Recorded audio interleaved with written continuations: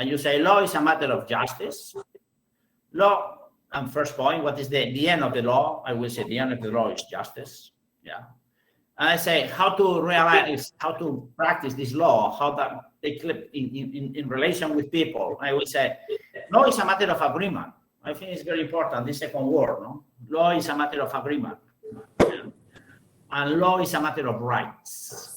I mean that the triad that I created for explaining what is the law was justice, agreement, and the third one, rights.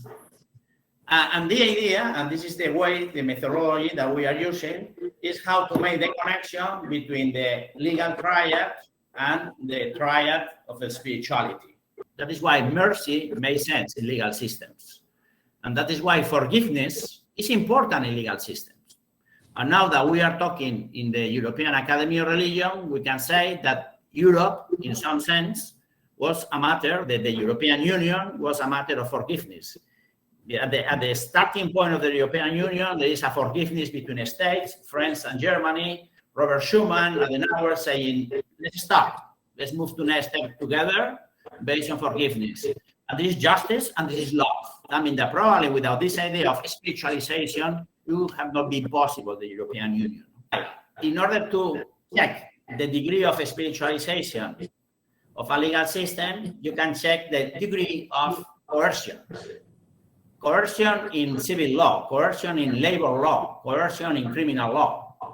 For instance, the abolition of death penalty is a case, pure case, a paradigm of spiritualization of a legal system.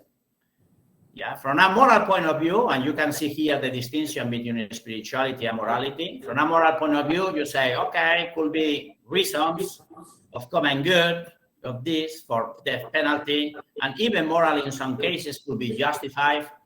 But a society which is evolving through unity, as is happening now in our society, we are evolving thanks to globalization, communication, culture, we are evolving, we are realizing that it's not possible, death penalty. And then, for instance, Pope Francis said, no, it's no case, no exception to death penalty. We are absolutely abolished in the according to the Catholic principle, for instance. Not to death penalty. Or you can see the idea of solidarity. For instance, the whole international law is based on the idea of self-interest in states, and then some degree of cooperation. But now we are moving to a law that is not just international law, that is global law, that is based in the idea of humanity as such, humanity as communion, and solidarity and dignity as such.